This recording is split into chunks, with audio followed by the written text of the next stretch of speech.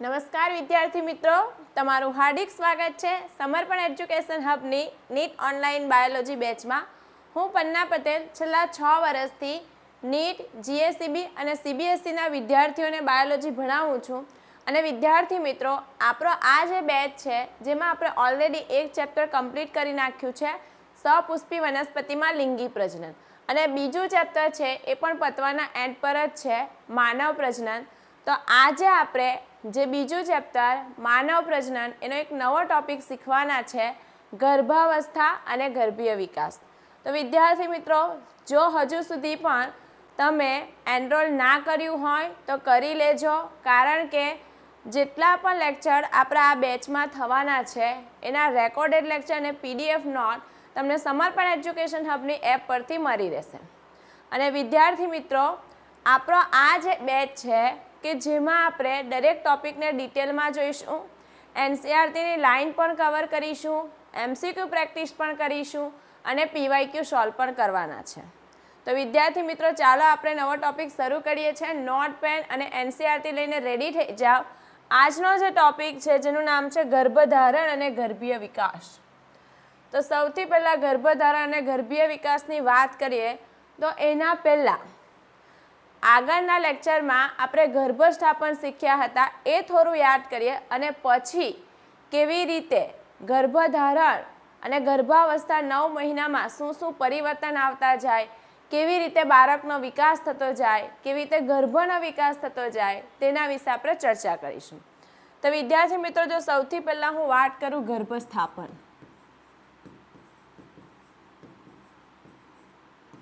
તો ગર્ભસ્થાપનમાં શું થશે, આપણે આ રીતે કંઈ શીખ્યા હતા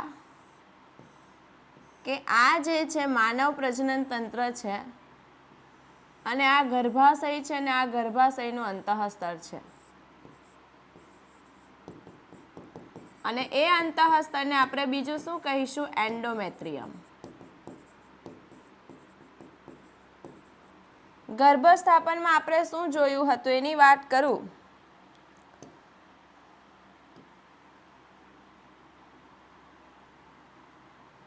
તો આપણે શું કર્યું હતું ગર્ભસ્થાપનમાં, આ રીતે ગર્ભકોષ્ઠ કોથળી હતી. એ ગર્ભકોષ્ઠ કોથળી એટલે શું થશે કે એમાં આ રીતે જે બાહ્ય આવરણ છે જેને આપણે પોષક સ્તર કહીશું, કોષોને આપણે પોષક કોષો કહીશું, અને એની અંદર અંતઃકોષોનો સમૂહ આવેલો છે. એની અંદર શું આવેલું છે, અહીંયા અંતઃકોષોનો સમૂહ આવેલો છે. આ છે અંતઃકોષ સમૂહ અને આ છે પોષક સ્તર. અને આખી રચના આ જે છે એ છે ગુહા, બરાબર ને. આ જે રચના છે જેને આપણે કીધું હતું ગર્ભકોષ્ઠ કોથળી. તો આપણે આગળના લેક્ચરમાં શું શીખ્યા હતા કે આ જે ગર્ભકોષ્ઠ કોથળી છે એનું પોષક સ્તર છે કે જે ગર્ભાશયના એન્ડોમેટ્રિયમ સાથે ચોંટશે, બરાબર, એનું સ્થાપન થાય, જેને આપણે કીધું હતું ગર્ભસ્થાપન.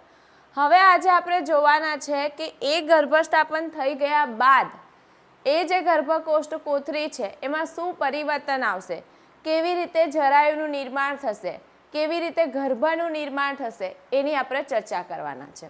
તો વિદ્યાર્થી મિત્રો, સૌથી પહેલાં શું થયું કે પોષક સ્તર અને અંતઃસ્તરમાં આ ગર્ભકોષ્ઠ કોથળીનું સ્થાપન કરાવી દીધું છે. હવે શું થશે તે જો, તો હવે આ રીતે હું એક જ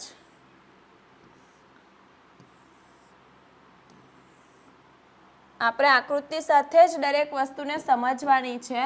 તો સમજો કે આ જે છે અંતઃસ્તર છે, શું છે, આ અંતઃસ્તર છે. એ અંતઃસ્તરમાં ગર્ભકોષ્ઠ કોથળી જે છે એ ગર્ભકોષ્ઠ કોથળીનું સ્થાપન થયેલું છે. સ્થાપન થઈ ગયા બાદ શું થશે તે ખાસ સમજજો. સ્થાપન થઈ ગયા બાદ આનું જે પોષક સ્તરને આપણે બીજું શું કહીશું, ટ્રોપોપ્લાસ્ટ.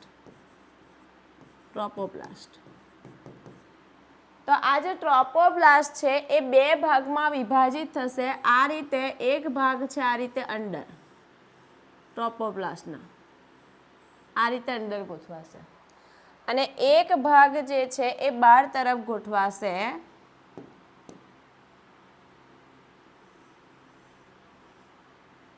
બરાબર. આ પણ કોષીય રચના જ છે. આ પણ કોષીય રચના જ છે. અહીંયા આવી રીતે એના પર કોષોના કોષ કેન્દ્રો છે. તો આ જે ટ્રોપોપ્લાસ્ટ એટલે પોષક સ્તરનું જે અંદરનું જે સ્તર છે જેને આપણે કહીશું સાઇટોટ્રોપોબ્લાસ્ટ. શું કહીશું? સાઇટોટ્રોપોબ્લાસ્ટ. અંદરના પોષક સ્તરનું અંદરનું આવરણ. આજે બહાર તરફ જે દેખાઈ રહ્યું છે જેને આપણે શું કહીશું? તો એને આપણે કહીશું સિન્સિયોટ્રોપોપ્લાસ્ટ. એને આપણે કહીશું સિન્સિયોટ્રોપોપ્લાસ્ટ. તો સૌથી પહેલા આવી રીતે ગર્ભસ્થાપન થશે, પોષક સ્તર અંતઃસ્તરમાં સ્થાપિત થાય એટલે આ જે ટ્રોપોપ્લાસ્ટ એટલે કે પોષક સ્તર છે બે ભાગમાં વિભાજિત થશે, સાઇટોટ્રોપોપ્લાસ્ટ અને સિન્સિયોટ્રોપોપ્લાસ્ટ. હવે અંદરનો જે અંતઃકોષ સમૂહ છે એનું શું થશે તે જો. એ અંતઃકોષ સમૂહ છે એ પણ વિભાજન પામશે બે સ્તરમાં. આ રીતે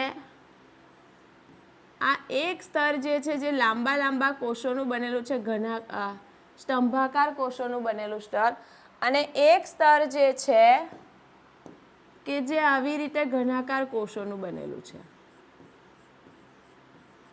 આ જે ઉપરનું જે સ્તર છે જેને આપણે કહીશું એપીબ્લાસ્ટ. આ જે ઉપરનું સ્તર છે જેને આપણે કહીશું એપીબ્લાસ્ટ. શું કહીશું? એપીબ્લાસ્ટ. અને આ જે નીચેનું જે છે જેને આપણે કહીશું હાઇપોબ્લાસ્ટ. કોણ વિભાજિત થયેલું છે? આ કોણ વિભાજિત થયેલું છે? તો અંતઃકોષ સમૂહ. એટલે આ અંતઃકોષ સમૂહ બે ભાગમાં વિભાજિત થયેલો છે, એપીબ્લાસ્ટ અને બીજું હાઇપોબ્લાસ્ટ. દરેક વસ્તુને શાંતિથી સમજવાનું છે. અને આ પોષક સ્તર છે જે આ રીતે બે ભાગમાં સાઇટોબ્લાસ્ટ અને સિન્સિયોટ્રોપોપ્લાસ્ટમાં વિભાજિત થયેલું છે. પહેલાં ફટાફટ આટલું નોટ ડાઉન કરી લો, પછી આપણે આગળ વધીએ છીએ.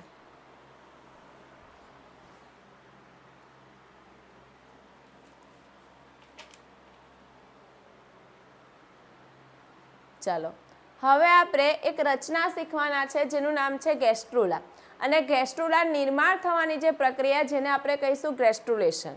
તો હવે આપણે એ શીખશું. આપણે કોનું નિર્માણ કરવાના છે? ગેસ્ટ્રુલા. ગેસ્ટ્રુલા કેવી રીતે નિર્માણ કરીશું તે સમજજો. તો શું થશે વિદ્યાર્થી મિત્રો? ખાસ વસ્તુ પર ધ્યાન આપજો. શું થશે? આ ગર્ભાશય છે, આ અંતઃસ્તર છે, અને અંતઃસ્તરમાં આપણે જોયું શું થયેલું છે? તો અંતઃસ્તરમાં આ રીતે ગર્ભકોષ્ઠ કોથળીનું સ્થાપન થઈ ગયું છે. બરાબર, આકૃતિને બરાબર સમજવાની છે. અહીંયા આ રીતે એનું સ્થાપન થઈ ગયેલું છે. બરાબર, આપણને ખબર પણ પડી ગઈ છે કે કયા કોષ કેવી રીતે છે. તો આ અંદરના કોષ છે જેને શું કીધું આપણે? શું કીધું એને? સાઇટોટ્રોપોબ્લાસ્ટ. અને આ જે બહારનું જે સ્તર છે તે બહારના સ્તરમાં શું ફેરફાર આવશે તે ખાસ જોજો. આજે આપણે બહારનું સ્તર જોયું સિન્સિયોટ્રોપોપ્લાસ્ટ. એ શું કરશે? તો એ અંતઃસ્તરમાં આવી રીતે આંગળી જેવા પ્રવર્ધોનું નિર્માણ કરશે. કોણે નિર્માણ કર્યું આંગળી જેવા પ્રવર્ધોનું? આ સ્તર કયું છે? એ છે સિન્સિયોટ્રોપોબ્લાસ્ટ. એમાંથી શું બન્યું? આંગળી જેવા પ્રવર્ધો. અને એ જે આંગળી જેવા પ્રવર્ધોનું નિર્માણ થયું જેને આપણે કહીશું જરાયુજ અંકુર. જરાયુજ અંકુરો. તો આ આંગળી જેવા પ્રવર્ધોનું નિર્માણ થયું એ કોણ છે? જરાયુજ અંકુરો. અને એ કોના તરફથી બનેલા છે? તો એ ગર્ભ તરફથી બનેલા છે. પહેલાં આટલું પરિવર્તન આવશે. પછી શું થશે? તો જો હવે ગ્રેસ્ટ્રુલા સ્ટ્રક્ચરનું રચનાનું નિર્માણ થશે તો એમાં શું થશે? આમાં શું થશે કે જે એપી બ્લાસ્ટ જે છે એ 3 ગર્ભ સ્તરોમાં વિભાજિત થાય. કેવી રીતે થશે તે? તો સૌથી પહેલાં તો શું થશે કે અહીંયા મેં જે તમને આ રીતે એપીબ્લાસ્ટના કોષો બતાવ્યા, આપણે થોડું ઉપરથી લઈએ. અહીંયા જે એપીબ્લાસ્ટના કોષો બતાવ્યા એ શું કરશે તે જો. એ એપીબ્લાસ્ટના કોષો અહીંયા પણ આખો આ રીતની રચનાને આવરી લેશે. અહીંયા જે આપણે વાત કરી કયા રચના? હાઇપોબ્લાસ્ટ. એ હાઇપોબ્લાસ્ટના કોષોની જો હું વાત કરું તો હાઇપોબ્લાસ્ટના જે કોષો છે એ પણ શું કરશે? આ આખી રચનાને આવરી લેશે. બરાબર. આ જે બન્યું એને આપણે કહીશું એમ્નિયોન અથવા ગુજરાતીમાં એને કહેવાશે ઉલ્વ. અને આ જે બનેલું છે જેને આપણે કહીશું એક્ઝોસિયોમિક મેમ્બ્રેન. હવે શું થશે તે જો. હવે આ જે એપીબ્લાસ્ટ છે એ 3 સ્તરમાં વિભાજિત થવાનું છે. એ તો થવાનું જ છે, પણ એની સાથે સાથે શું થવાનું છે કે આ જે અંતઃ સ્તર છે એ અંતઃ સ્તર એટલે કે એન્ડોમેટ્રિયમ એ કોનું છે? માતા તરફનું, માતાના ગર્ભાશયનું છે. તો અહીંયા માતાના ગર્ભાશય તરફથી પણ શું થવાનું છે તે જો. આ આખું જે અંતઃ સ્તર છે કયું? આ જેને મેં પીળા રંગમાં બતાવેલું છે એ અંતઃ સ્તર પર શું કરશે? આ આખું ગર્ભકોષ્ઠ કોથળીને ઘેરી લેશે અને આ રીતે એ પણ આવી રચના બનાવી દેશે. બરાબર. બનાવી દેશે. અને બીજી વસ્તુ શું છે કે એ જે જરાયું છે કે જેમાં આવી રીતે બહુ બધી રુધિરવાહિનીઓ છે, આવી રીતે બહુ બધી રુધિરવાહિનીઓ છે જે શું કરશે? આ આખી જે ગર્ભકોષ્ઠ કોથળી છે કે જેમાંથી ગર્ભનો વિકાસ થવાનો છે તો એને આ રીતે સંપૂર્ણ રીતે ઘેરી લેશે. જો ગર્ભાશયની પેશી એ તો ઘેર્યું છે. આ જે ઘેરેલું છે એ શું છે? આ જે લાલ રંગની છે એ રુધિરવાહિની છે અને આ જે દેખાય છે આ એ શું છે? તો એ ગર્ભાશયની પેશી છે. આ બંને કોને ઘેરે છે? આ બંને કોને ઘેરે છે? બંને ગર્ભને આવરિત કરે છે. પહેલા આટલી વસ્તુ સમજો, પછી આપણે કેવી રીતે ગ્રેસ્ટ્રુલાનું નિર્માણ થાય એ સમજીએ. ફટાફટ નોટ ડાઉન કરો.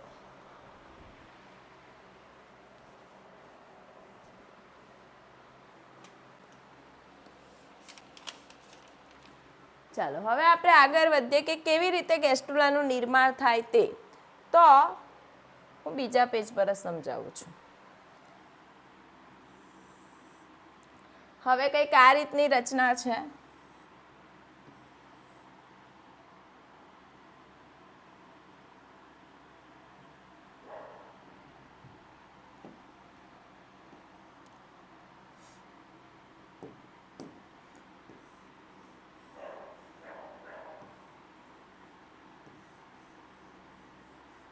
આ રીતની રચના છે. આ શું છે?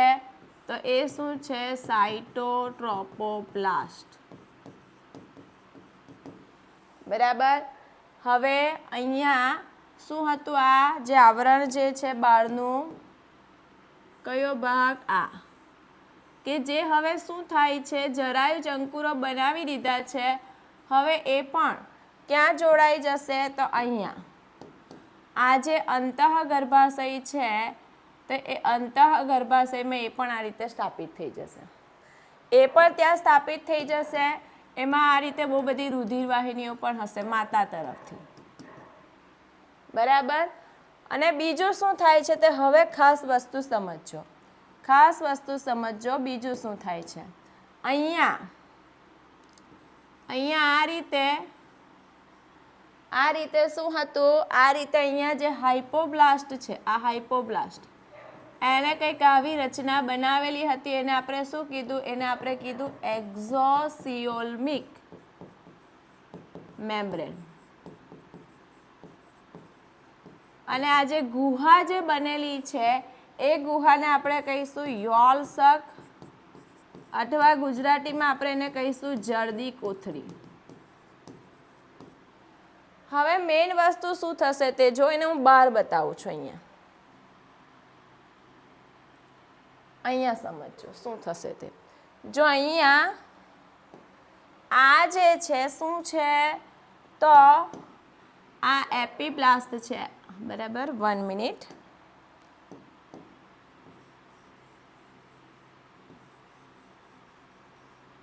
અહીંયા કયું સ્તર હતું, અહીંયા અરે 1 મિનિટ આપણે કલર જે લીધો છે તે જ કલરથી કરીશું તો બરાબર સમજ પડશે શું થશે. તો અહીંયા આ જે છે આ છે ઉલ્વ.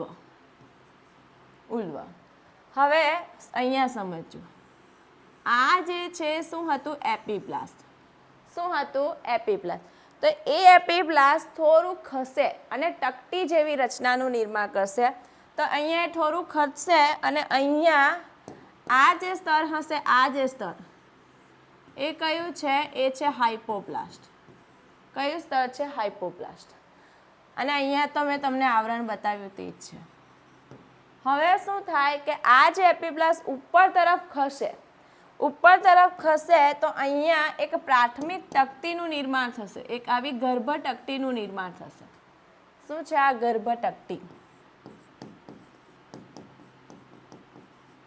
એ ગર્ભ તકતી શું કરશે, આ જે એપિબ્લાસ્ટના કોષો છે જેમાં અમુક કોષોને અહીંયા બનાવશે ઉપર તરફ, હા બનાવશે. બીજું શું કરશે, અહીંયાથી એ કોષો ઉમેરતી જશે ને અહીંયા આ રીતે સતત કોષ ઉમેરશે. તો એનાથી ધીમે ધીમે શું થાય કે હાઇપોબ્લાસ્ટ છે એ ખસી જશે અને અહીંયા એક નવું સ્તર બની જશે. તો અહીંયા આ જે સ્તર બન્યું, જેને આપણે શું કહીશું, એને આપણે કહીશું બાહ્ય ગર્ભસ્તર. ધ્યાન આપજો, એપિબ્લાસ્ટે શું કર્યું, આમ ખસી, બરાબર. તો એક ગર્ભટકટીનું નિર્માણ થયું એટલે આમ ખસી. તો ઉપર તરફ કઈ બાજુ કે આ જે છે ઉલ્વ, આ ઉલ્વ ગુહા છે. તો ગુહા તરફ જે કોષો બન્યા તો એને કહીશું બાહ્ય ગર્ભસ્તર અથવા એને કહીશું એક્ટોડર્મ. અને અહીંયાથી નવા કોષો ઉમેરતા જયા તો એનાથી હાઇપોબ્લાસ્ટ હતું એ ખસી ગયું અને અહીંયા જે નવું સ્તર બન્યું એ સ્તરને આપણે કહીશું અંતઃગર્ભસ્તર અથવા એને કહીશું એન્ડોડર્મ. નોટ ડાઉન કરજો. અને વચ્ચે પણ કોષો ઉમેરાશે. અહીંયા આ રીતે વચ્ચે પણ કોષો ઉમેરાશે. તો એ સ્તરને આપણે શું કહીશું, એને આપણે કહીશું મધ્ય ગર્ભસ્તર અથવા એને કહીશું મેઝોડર્મ. વસ્તુને સમજો શું થયું, એપિબ્લાસ્ટમાં ગર્ભટકટીનું નિર્માણ થયું એટલે તિરાડ જેવી બની. તો અમુક કોષ ઉપર તરફ ગયા અને એ ટકટીથી અમુક કોષ નીચે તરફ આવ્યા. તો એનાથી શું થયું, એનાથી હાઇપોબ્લાસ્ટ છે ખસી ગયું. શું થાય અહીંયા લખી દઈએ,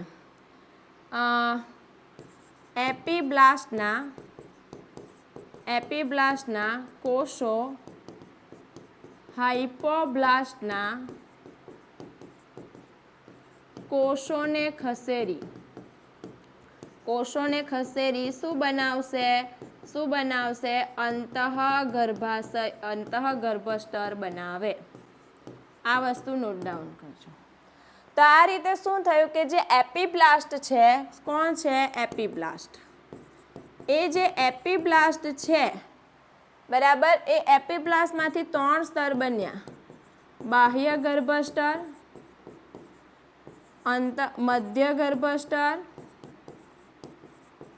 અને અંતઃગર્ભસ્તર. ધ્યાન આપજો, આ 3 સ્તર બન્યા. અને જે રચના બને એ રચનાને આપણે કહીશું ગેસ્ટ્રુલા. એને આપણે કહીશું ગેસ્ટ્રુલા. આ બધું એનસીઆરટીમાં નથી, પણ આ વસ્તુ એટલે આ જે રચના બનેલી છે એ શું છે? ગેસ્ટ્રુલા છે. તો અહીંયા કંઈક આવી રચના બની જશે. બરાબર. હવે હું બીજા પેજ પર આ રચના બનાવી દઉં છું. શું થાય છે તે ચાલો હવે શું થશે તે સમજજો. ફટાફટ એક કામ કરો, આ વસ્તુ નોટ ડાઉન કરી લો, પછી આપણે આગળ વધીએ છીએ.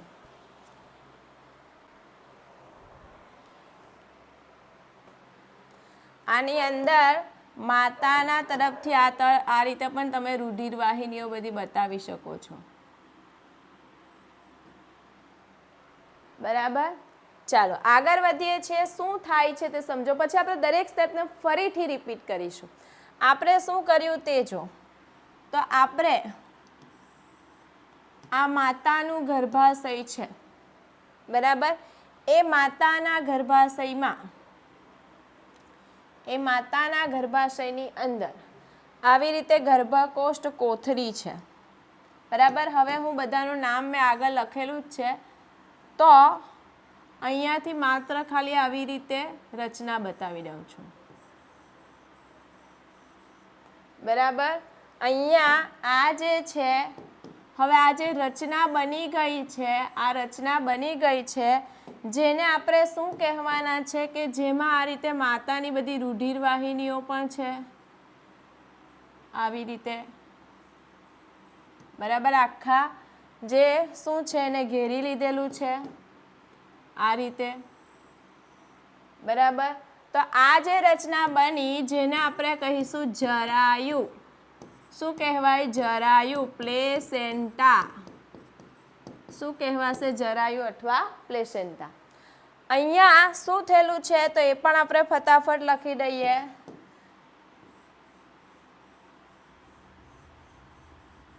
એમાં શું થયું છે તો હવે જો આપણે વાત કરીએ તો અહીંયા ગેસ્ટ્રુલેશન થઈ ગયું છે, એટલે આ રીતે બની ગયું છે બાહ્ય ગર્ભસ્તર.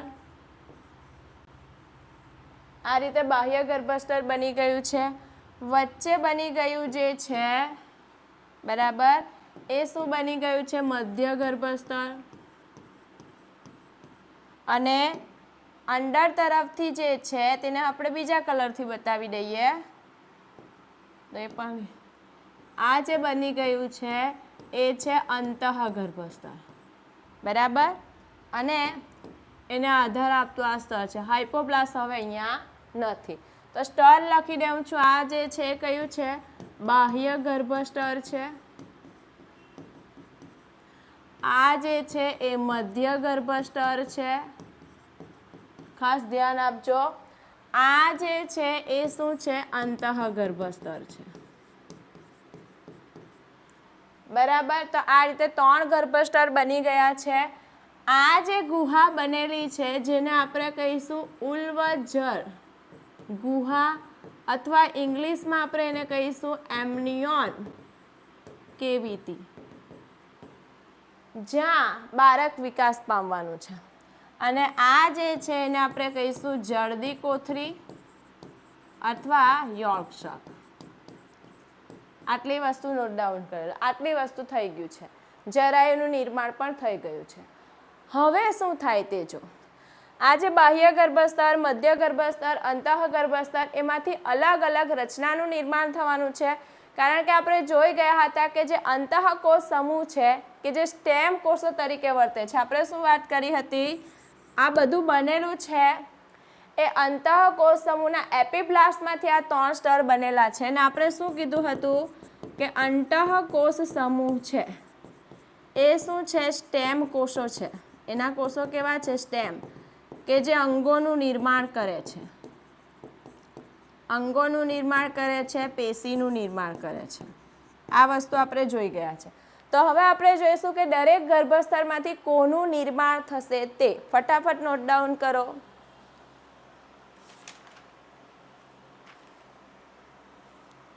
તો સૌથી પહેલાં જો હું વાત કરું કોની, બાહ્ય ગર્ભસ્તરની, તો એમાંથી કોણ બનવાનું છે, તો બાહ્ય ગર્ભસ્તરમાંથી ચેતાતંત્ર બનશે. ચેતાતંત્ર એટલે મધ્યવર્તી પણ બનશે અને પરિઘવર્તી, એ બધું બનશે. કોનામાંથી? બાહ્ય ગર્ભસ્તરમાંથી. બીજું એમાંથી બનશે ચેતા, બીજું બનશે ત્વચાનું આવરણ. આવી બધી રચના બનશે. ત્રીજી રચનાની જો વાત કરું તો એમાંથી વાર, નખ, આ બધું કોનું લગતા છે આપણે બહાર, વાર, નખ, પછી સ્તન ગ્રંથિ, પછી દાંતનું એનામલ, આ બધું કોનામાંથી બનશે? બાહ્ય ગર્ભસ્તરમાંથી. આ બધું બરાબર. ફટાફટ નોટ ડાઉન કરો. ચાલો,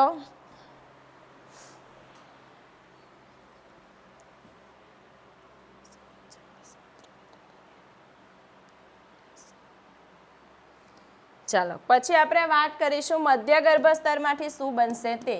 તો મધ્ય ગર્ભસ્તરમાંથી બનવાની છે સંયોજક પેશી, અને એ સંયોજક પેશી એટલે કાષ્ઠી અને અષ્ઠી, આ બનશે. બીજું શું બનશે? રુધિર વાહિની બનશે. ત્રીજું શું બનશે? તો રુધિર વાહિની તો બનશે જ, ત્રીજું બનશે હૃદયની દિવાલ બનશે. કોનામાંથી? મધ્ય ગર્ભસ્તરમાંથી. હૃદયની દિવાલ બનશે. પછી પિત્તાશય બને, બરાબર. પછી પિત્તાશય તો બનશે જ, અને પિત્તાશય બનશે, બરાબર છે. પછી અસ્થિ મજ્જા બનશે. તો આ બધા જે ગર્ભસ્તર છે એમાંના કોષો જે છે આ બધી અલગ અલગ રચના બનાવશે. પછી આપણે વાત કરીએ અંતઃગર્ભસ્તરમાંથી શું બનશે. તો અંતઃગર્ભસ્તરમાંથી જો હું વાત કરું તો પાચન તંત્ર, પછી શ્વસન તંત્ર, પછી પ્રજનન તંત્ર, આવા બધા જે તંત્ર છે તો એ તંત્રની લાઇનિંગ કરતું જે આવરણ છે કે જેને આપણે શું કહીશું, બરાબર, મૂત્રમાર્ગ પણ આવશે આમાં. મૂત્રમાર્ગ, પછી મૂત્રાશય, આ બધા જે ભાગો છે એનું અઢીછડ આવરણ બનશે, એટલે અંદર તરફ એને આવરિત કરતું આવરણ બનશે. પછી સ્વાદુપિંડ બનશે, યકૃત બનશે. તો આવી રીતે દરેક ગર્ભસ્તરમાંથી અલગ અલગ અંગોનું નિર્માણ થશે, બરાબર. પછી જો વાત કરું તો આમાંથી થાઇરોઇડ ગ્રંથિ બને.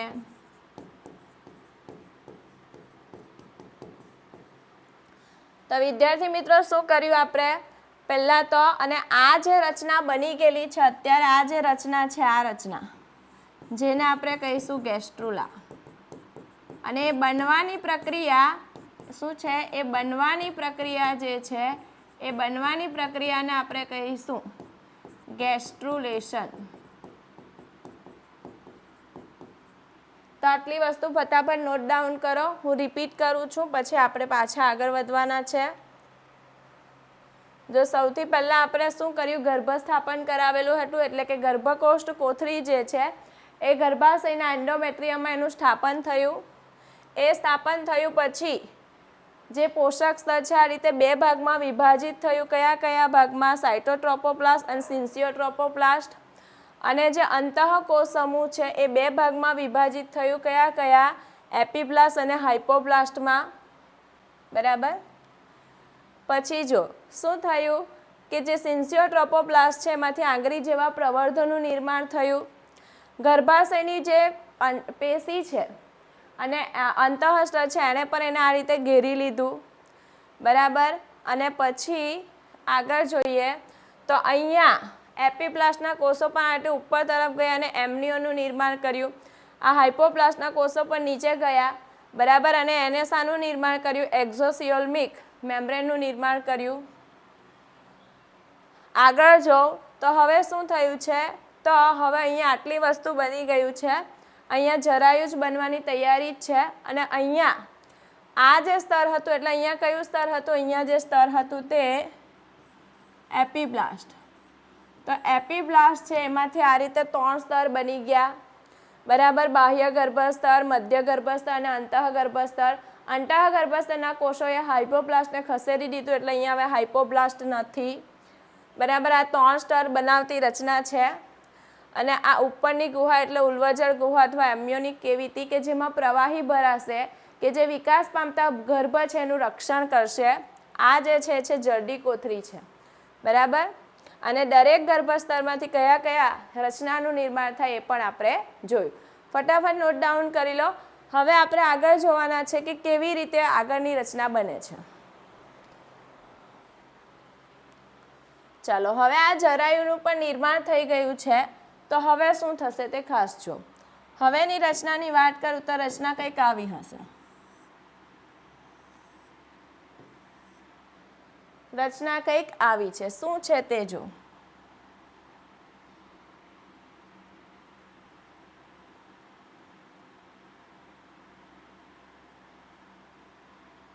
શું છે તે ખાસ ધ્યાન આપજો. અહીંયા આ રીતે જરાયુ બની ગયેલું છે. શું બની ગયેલું છે? જરાયુ. જરાયુ બની ગયેલું છે, બરાબર. એ જરાયુએ પણ આ રીતે આને ઘેરી લીધું છે. 1 મિનિટ. જરાયુ બની ગયેલું છે. બીજું શું થયેલું છે તે ખાસ સમજજો. 1 મિનિટ. હા,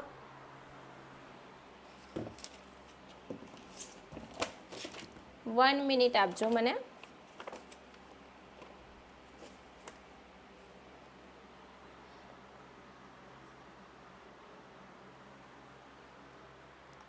અહીંયા આ જે પેશી છે એને પર આ રીતે એને ઘેરી લીધેલું છે, બરાબર. હવે શું થાય કે જે કયો ભાગ છે કે જે ઉલ્વજળ ગુહા છે તો તેની અંદર અહીંયા બાળકનો વિકાસ થશે. અહીંયા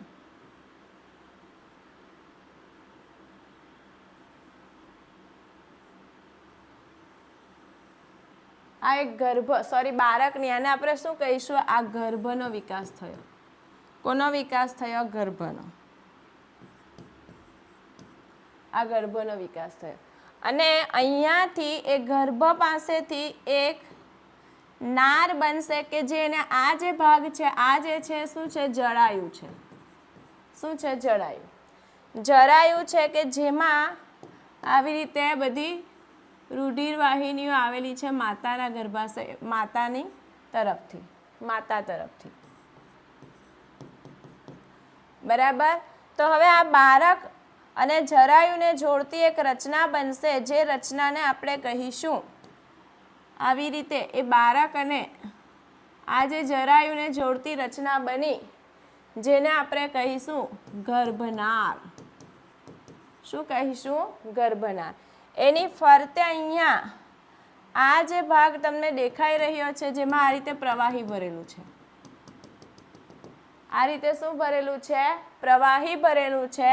એ પ્રવાહીને આપણે કહીશું ઉલ્વ પ્રવાહી. અને આ જે ગુહા જે છે એને આપણે કહીશું ઉલ્વ ગુહા, બરાબર. એને આપણે એમ્નિયોન ફ્લુઇડ કહીશું ઇંગ્લિશમાં. અને આ જે ગુહા છે જેને આપણે કહીશું એમ્નિયોન કેવિટી. નોટ ડાઉન કરજો. હવે જે જરદી કોથળી જે છે એ ક્યાં ગઈ હશે? તો જરદી કોથળી જે છે જે આ બાજુની ભાગમાં આવી રીતે નાની બની ગયેલી છે. તો આ છે જરદી કોથળી, બરાબર. અહીંયા તમને જરાયુમાં દેખાય છે પણ એ જરાયુમાં નથી. હું થોડું ક્લિયર કરી નાખું તમને.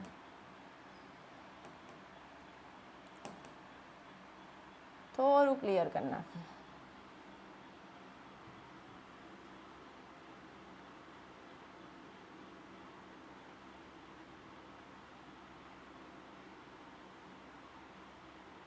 થોડું ક્લિયર કરી નાખે એટલે તમને ક્લિયર થઈ જાય. આ જરાયુ છે એ જરાયુ સાથે ગર્ભનાળ જોડાયેલી છે અને જરદી કોથળી જે છે એ આ બાજુ આવી ગયેલી છે. આ જે છે જરદી કોથળી છે, બરાબર. તો આ રીતે ગર્ભનો વિકાસ થઈ રહેલો છે. ફટાફટ નોટ ડાઉન કરી લો.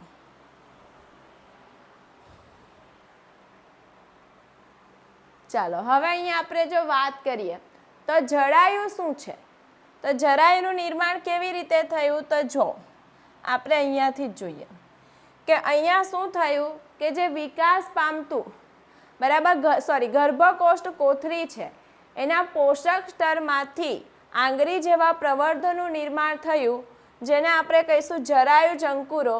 અને એ જે રચના છે કે જેને ગર્ભાશયની પેશીઓ અને અંતઃસ્ત્રાવ આખું ઘેરી લે છે અને પછી જે રચના બને છે જેને આપણે શું કહીશું, જેને આપણે કહેવાના છે જરાયુ. બરાબર. તો આ જરાયુ શું છે, તો આ જરાયુ શું છે, તો એ માતા અને ભ્રૂણ વચ્ચેનો રચનાત્મક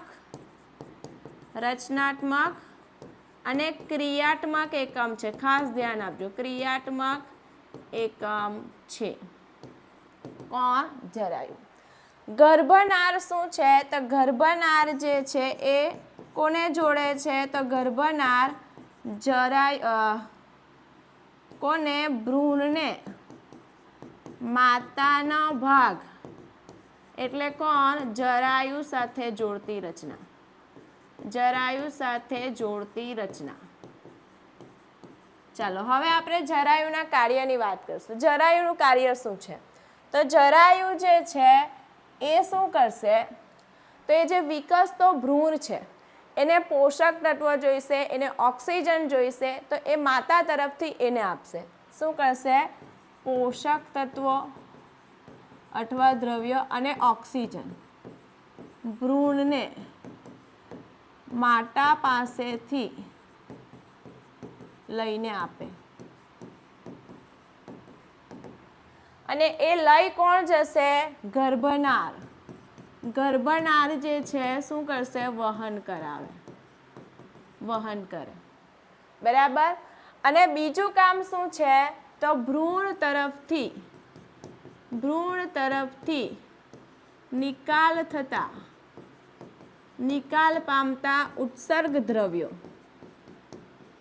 એની અંદર બી ચયાપચય ક્રિયાઓ થાય છે, તો એમાંથી ઉત્સર્ગ દ્રવ્યો છે CO2 છે તેનો નિકાલ કરશે. કેવી રીતે? તો માતાના રુધિરમાં મુક્ત કરીને. તો પહેલું કામ આ છે. ફટાફટ નોટ ડાઉન કરો.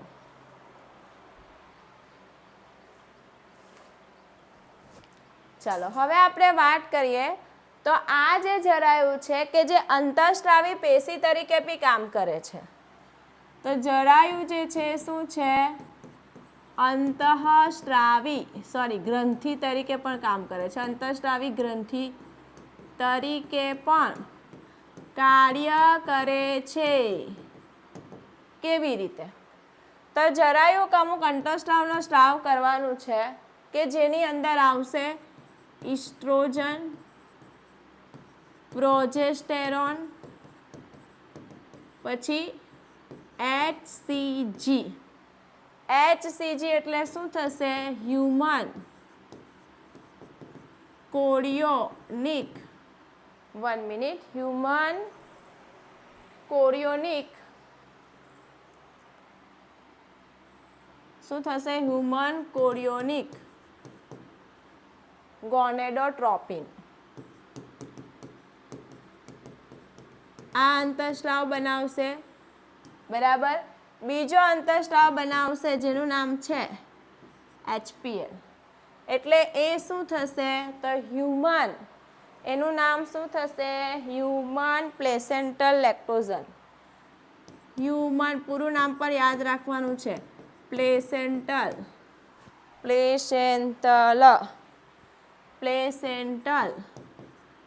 લેક્ટોઝન. આ અંતઃસ્ત્રાવ.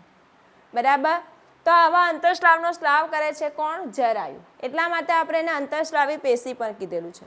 હવે અહીંયા મહત્વની વાત જો, જે સ્ત્રી ઇસ્ટ્રોજન પ્રોજેસ્ટેરોન એવા છે કે તે તો સામાન્ય સ્ત્રીમાં બી એનો સ્ત્રાવ થશે, પણ HCG અને HPL એ એવા અંતઃસ્રાવ છે કે જો સ્ત્રી ગર્ભધારણ કરશે તો જ એની અંદર બનશે, બાકી બનતા નથી. તો HCGનું કાર્ય શું છે? આ HCGનું કાર્ય શું છે? તો એ શું કરશે? કોણ બનાવે છે? જરાયુ. પણ એ ઉત્તેજિત કોને કરે? કોર્પસ લ્યુટિયમને ઉત્તેજિત કરે. શાના માટે? પ્રોજેસ્ટેરોનનો સ્ત્રાવ કરાવવા માટે. પોતે તો કરે જ છે અને કોર્પસ લ્યુટિયમ પાસે પણ વધારે ને વધારે સ્ત્રાવ કરાવે. કોણ? HCG. હવે સ્ત્રી ગર્ભવતી થઈ છે કે નથી એ જ્યારે એને ટેસ્ટ જાતે કરવી હોય તો કીટ મળે છે મેડિકલમાં, અને એ કીટ લેવામાં આવશે અને વહેલી સવારે જે મૂત્ર છે તે કીટ પર મૂકશો તો ત્યારે એને એક લાઈન જોવા મળશે. જે લાઈન જોવા મળશે તો એ સ્ત્રી ગર્ભવતી છે, અને એ લાઈન કોના લીધે આવે છે? તો એ જે કીટ છે જેમાં HCG એન્ટીબોડી છે કે જે HCG સાથે પ્રક્રિયા કરશે અને લાઈન આવશે. એટલે સ્ત્રી ગર્ભવતી હશે તો જ એની અંદર HCG અંતઃસ્રાવ હશે અને તો જ એને બેન્ડ દેખાશે. બરાબર? તો પ્રેગ્નન્સી ટેસ્ટ કરવા માટે HCGનો ખૂબ મહત્વનો ફાળો છે. આ શું કરે છે? તો એ જ્યારે 9 મહિનાની ગર્ભાવસ્થા ચાલે છે તો એ ગર્ભાવસ્થા દરમિયાન સ્તન ગ્રંથિને શું કરશે? સ્તન ગ્રંથિને આગળ સ્તનપાન કરાવવા માટે તૈયાર કરશે. કોણ? HPL અંતઃસ્રાવ. હવે એક અંતઃસ્રાવ એવો છે કે જે અંડપિંડ દ્વારા નિર્માણ પામશે. ક્યારે? તો ગર્ભાવસ્થાના અંતિમ ભાગમાં, અંતિમ સમયે. અને એ અંતઃસ્રાવ છે રિલેક્સિંગ. આ જે છે શું કરશે? પ્રસ્તુતિ કરાવવામાં મદદ કરશે. શું કરશે? સ્નાયુઓને, કયા? ગર્ભાશયના સ્નાયુ, ગર્ભાશય, પછી ગ્રીવા, એ બધા સ્નાયુઓમાં શું સ્નાયુઓમાં શિથિલન પ્રેરે, અને શિથિલન પ્રેરીને શું કરશે? પ્રસ્તુતિમાં મદદ કરે. બરાબર? આટલું ધ્યાન રાખજો. તે સિવાય બી જ્યારે સ્ત્રી ગર્ભવતી બનશે ત્યારે એની અંદર પ્રોલેક્ટિન, થાઇરોક્સિન, પછી ઇસ્ટ્રોજન, પ્રોજેસ્ટેરોન એવા અંતઃસ્રાવ છે કે એનું પ્રમાણ પણ વધી જશે. કારણ કે 9 મહિના દરમિયાન માતાની અંદર એક ગર્ભ વિકાસ પામી રહેલો છે તો એને પણ પોષણ વધારે જોઈશે, એટલે ચયાપચય પ્રક્રિયામાં પણ સારા એવા ફેરફારો આવશે. બીજું, એનું ગર્ભધારણની પણ જાળવણી થઈ રહે. એટલા માટે જે બીજા અંતઃસ્રાવ છે જેવા કે પ્રોલેક્ટિન છે, ઇસ્ટ્રોજન, પ્રોજેસ્ટેરોન છે, થાઇરોઇડ છે, એવા અંતઃસ્રાવનો સ્ત્રાવ પણ ગર્ભાવસ્થા દરમિયાન વધી જશે. નોટ ડાઉન કરો ફટાફટ. ચાલો હવે આપણે એક કામ કરીએ છીએ. આપણે NCERTની લાઈન જોવાના છે. શું કહે છે? ગર્ભસ્થાપન બાદ પોષક કોષો ઉપર આંગળી જેવા પ્રવર્ધો દેખાય છે જેને આપણે કહીશું જરાયુજ અંકુરો. બરાબર? જે ગર્ભાશયની પેશી અને માતાના રુધિર દ્વારા ઘેરાય છે.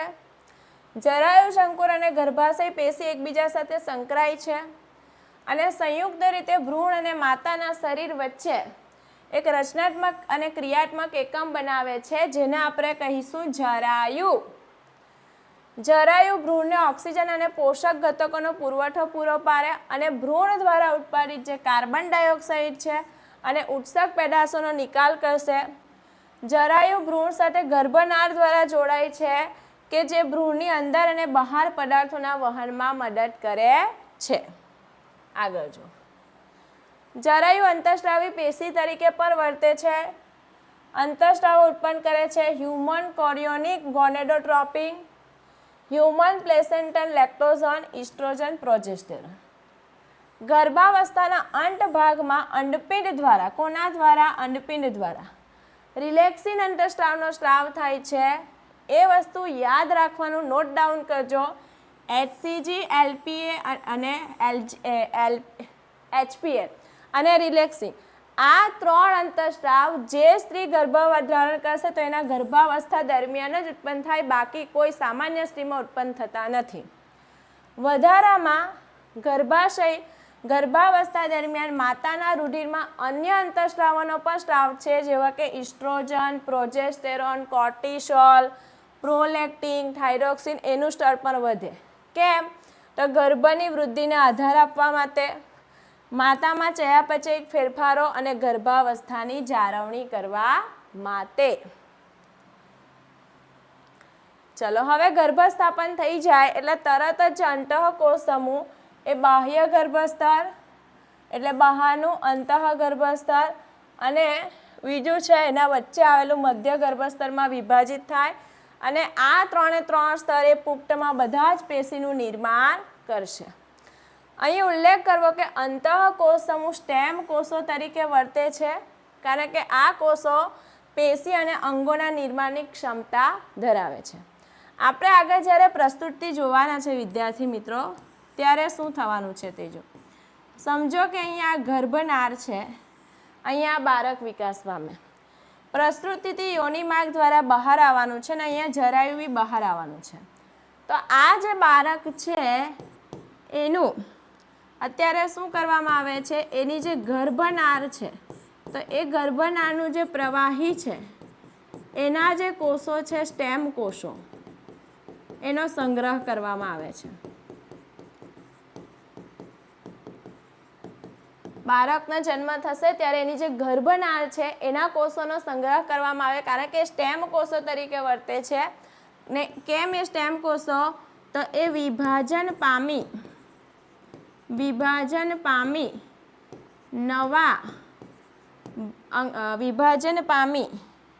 વિવિધ અંગોને નિર્માણ કરવા માટે સક્ષમ છે. વિવિધ અંગોના નિર્માણ માટે સક્ષમ છે અથવા કોષો માટે. તો આ જે ગર્ભનાળના સ્ટેમ કોષો છે એનો સંગ્રહ કરવામાં આવશે અને એ ખાસ કરીને જે રક્તકણો છે તે રક્તકણો જો છે એનું ફરીથી ફટાફટ નિર્માણ કરી શકે, તો એટલા માટે એનો સંગ્રહ કરવામાં આવે, જેને આપણે કહીશું કોડ એટલે ગર્ભનાળ બ્લડ બેંક. એને ખૂબ નીચા તાપમાને સંગ્રહ કરવામાં આવશે. એ તાપમાન -196 ડિગ્રી સેલ્સિયસ જેટલું હશે અને એ જે છે જેને આપણે કહીશું કાર્ડિયો પ્રિઝર્વેશન. બરાબર. અસ્થિ મજ્જામાંથી પણ નવા સ્ટેમ કોષો તરીકે વર્તે, પણ એનો સંગ્રહ નથી કરતા, કારણ કે ગર્ભ જ્યારે બહાર આવે છે ત્યારે અસ્થિ મજ્જા એટલું વિકસિત નથી હોતું અને આ ગર્ભનાળ જે છે એનો સંગ્રહ કેમ કરવામાં આવશે? કારણ કે એ પીડા રહિત છે અને સરળતાથી એ બહાર આવી જાય છે અને એ જીવનમાં એક જ વાર બનશે, પછી એ બનતી જ નથી. એટલે તે સમયે એનો સંગ્રહ કરી લેશે. બધા લોકો નથી કરતા, અમુક લોકો એનો સંગ્રહ કરી લેશે, પણ ખૂબ નીચું તાપમાને કરવામાં આવશે. બરાબર. એટલે જ્યારે ભવિષ્યમાં બ્લડ કેન્સર થાય, પછી લસિકા કોષોનું કેન્સર થાય, કોઈ એપ્લાસ્ટિક એનિમિયા થાય, બરાબર, તો એવી જ્યારે કંઈક અમુક રોગો થશે ત્યારે પછી એ સ્ટેમ કોષોનો આપણે ઉપયોગ કરીશું ને એમાંથી ફટાફટ રક્તકણોનું નિર્માણ શરીરમાં કરાવીશું. બરાબર. તો આ વસ્તુ ધ્યાન રાખજો. અહીંયા આપણી બુકની આકૃતિ આપેલી છે, એ પણ આપણે જોઈશું. જો આ જરાયુ જંકુરો છે, આ ગર્ભાશયની ગુહા છે, આ જળદી કોથળી છે આવી નાની, આ ગર્ભ બરાબર વિકાસ પામી ગયેલો છે, આ ગર્ભનાળ છે, આ જે છે ગર્ભનાળ અને આ ગ્રીવા છે. કે એમાં બી શું થાય કે જેમ જેમ ગર્ભ વિકાસ પામતો થશે ને તેમ તેમ અહીંયા ગ્રીવામાં શ્લેષ્મનો જથ્થો કેમ છે, ક્લેમ શ્લેષ્મનો જથ્થો છે, તો એ શું કરશે? જે ગર્ભ છે એ ગર્ભને ગર્ભાશયમાં જાળવી રાખે, બહાર નીકળતો રોકે. એટલે પછી જ્યારે પ્રસૂતિ થવાની હશે ત્યારે શ્લેષ્મ ઓછું થઈ જશે અને એ બાળક બહાર આવશે. બરાબર. ચાલો, આ તો જોઈ લીધું. હવે આપણે ગર્ભ વિકાસ જોવાના છે કે દર મહિને, બરાબર, આપણે દર મહિનાની નોટ નહીં કરીશું, આપણે NCERT પ્રમાણે જઈશું કે કયા ટાઈમે શું ફેરફાર આવે છે ગર્ભમાં. તો ગર્ભાવસ્થાના વિવિધ મહિનાઓમાં ગર્ભ વિકાસની મુખ્ય લાક્ષણિકતા શું છે? તો મનુષ્યમાં જે ગર્ભાવસ્થા છે કેટલા મહિનાની છે? 9 મહિનાની છે. બરાબર. આગળ તમને પૂછેલું છે 1 મિનિટ.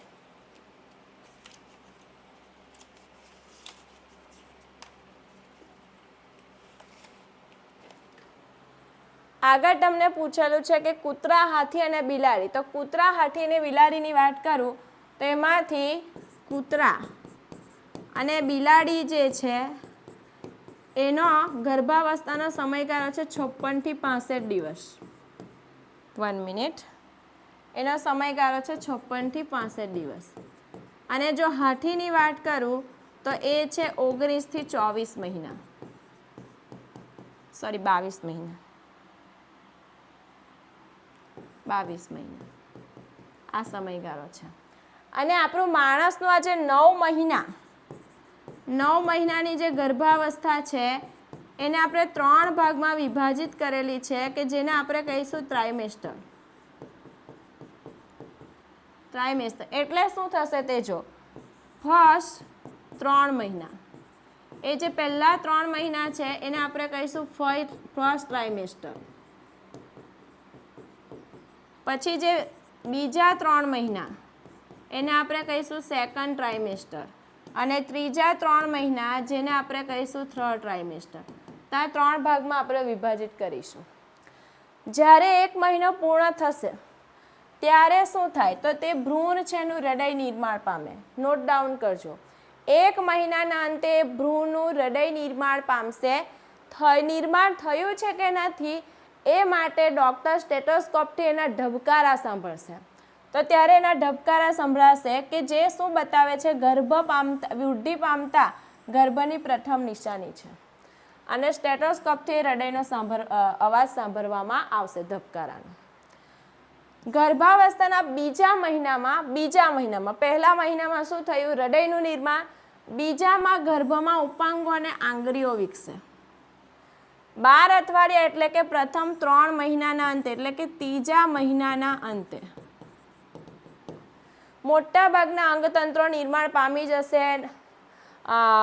શ્વસન તંત્ર, પાચન તંત્ર એ બધા તંત્ર બરાબર, ઉત્સર્જન તંત્ર એ બધા નિર્માણ પામશે. અને ઉદાહરણ આપેલું છે કે એના ઉપાંગો વિકાસ પામી ગયેલા હશે. એના બાહ્યજનનાંગો પણ સારી રીતે વિકસેલ હશે. ક્યારે? ત્રીજા મહિનાના અંતે. ગર્ભનું પ્રથમ હલનચલન ક્યારે જોવા મળશે? 5મા મહિનામાં. વેરી ઇમ્પોર્ટન્ટ છે. અને એના સમયે 5મા મહિના માથા પર વાર આવવાનું શરૂ થઈ જશે. 24 અઠવાડિયા એટલે કે બીજા 3 મહિના એટલે કે 6થા મહિનાના અંતે. તો 6થા મહિનાના અંતે એનું શરીર છે સૂક્ષ્મ વાળથી ઘેરાય છે. આંખના પોપચા અલગ થાય છે અને પાપરોનું નિર્માણ થાય છે. અને 9 મહિના બાદ ગર્ભ સંપૂર્ણ રીતે વિકસિત થાય છે અને પ્રસૂતિ માટે તૈયાર થઈ જાય છે કે માતા હવે મારે બહારની દુનિયા જોવી છે, તું મને બહાર લાવ. બરાબર. તો આ રીતે 9 મહિનામાં ગર્ભ વિકાસ થાય છે. તો વિદ્યાર્થી મિત્રો, અહીંયા આપણે એક ટોપિક કમ્પ્લીટ કરી નાખ્યો છે. કયો? ગર્ભધારણ અને ગર્ભ વિકાસ. બરાબર. ફટાફટ આગળનું પ્રિવ્યુ તમને બતાવી દઉં છું. જો ગર્ભસ્થાપન થયેલું પછી કેવી રીતે આપણે ગર્ભકોષ કોથળીમાં શું પરિવર્તન આવતા ગયા, જરાયુનું નિર્માણ કેવી રીતે થતું ગયું, પછી જરાયુ શું કામ કરે છે, કેવી રીતે કામ કરે છે, એ બધું આપણે જોયું. એનસીઈઆરટીની દરેક લાઈન કવર કરી. અને હવે આપણો જોવાનો સમય છે એમસીક્યુ. નીટ 2018માં આવેલો એમસીક્યુ. સસ્તનોના ગર્ભનું ઉલ્વ આમાંથી ઉલ્વ પામે છે. સસ્તનોના ગર્ભનું ઉલ્વ આમાંથી ઉલ્વ પામે છે. સસ્તનોના ગર્ભનું. તો ગર્ભ ક્યાંથી? બાહ્ય સ્તર, અંતઃસ્તર, બાહ્ય સ્તર, મધ્યસ્તર ટ્રોપોબ્લાસ્ટ, અંતઃસ્તર, મધ્યસ્તર. ઉલ્વ ક્યાંથી બનેલું છે? ઉલ્વ ક્યાંથી બનેલું મેં તમને આ રીતે કીધું. આ જે ભાગ છે એને આપણે કીધું ઉલ્વ. તે ક્યાંથી બનેલું? તો અહીંયા તો આવેલું છે શું છે? આ છે બાહ્ય ગર્ભસ્તર, આ શું છે? બાહ્ય ગર્ભસ્તર છે, બરાબર. બાહ્ય ગર્ભસ્તર છે અને આ વચ્ચે જે છે શું છે? મધ્ય ગર્ભસ્તર. તો એમાંથી બને છે એટલે અહીંયા જવાબ આવશે બાહ્ય ગર્ભસ્તર અને મધ્ય ગર્ભસ્તર. ગર્ભાવસ્થા જાળવી રાખવા માટે જરાયુમાંથી સ્રવતા અંતઃસ્રાવો કયા છે? HCG, progesterone, oestrogen, glucocorticoid. HCG, HPL, progesterone, prolactin. HCG, HPL, progesterone, oestrogen. HCG, HPL, oestrogen, relaxin, oxygen. ગર્ભાવસ્થાને જાળવવા માટે આ 3 જોઈશે, આની જરૂર નથી.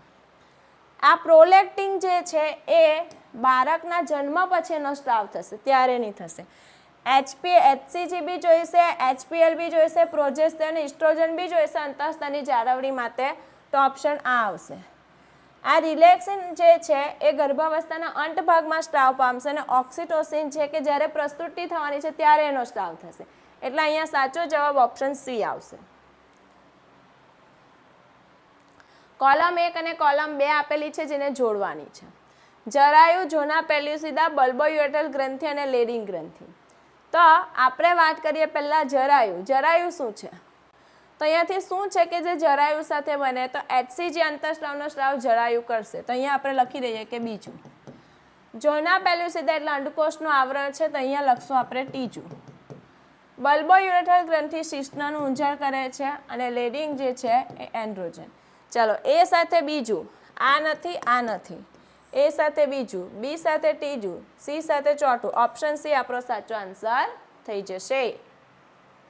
તો વિદ્યાર્થી મિત્રો, અહીંયા આપણો એક ટોપિક કમ્પ્લીટ થઈ ગયો છે. હવે નેક્સ્ટ લેક્ચરમાં આપણો આ ચેપ્ટરનો છેલ્લો ટોપિક એટલે કે પ્રસ્તુતિ અને દુગ્ધસ્રાવ છે, જે આપણે કવર કરીને આપણું ચેપ્ટર કમ્પ્લીટ કરશું. તો વિદ્યાર્થી મિત્રો, આપણે આ બેચમાં ઓલરેડી 2 ચેપ્ટર કમ્પ્લીટ કરી નાખ્યા છે. તો તમારે એની નોટ બનાવવાની છે, ડેલી NCERT પણ વાંચવાની છે અને MCQ પ્રેક્ટિસ પણ કરવાની છે. અને બધાને એક જ વાત કહું છું વારે વારે, કન્સિસ્ટન્સી જાળવવાની છે. જો તમે કન્સિસ્ટન્સી જાળવશો તો એક દિવસ તમારું સિલેક્શન પણ થઈ શકે છે. તો વિદ્યાર્થી મિત્રો, ચાલો હવે આપણે નેક્સ્ટ લેક્ચરમાં મળીશું.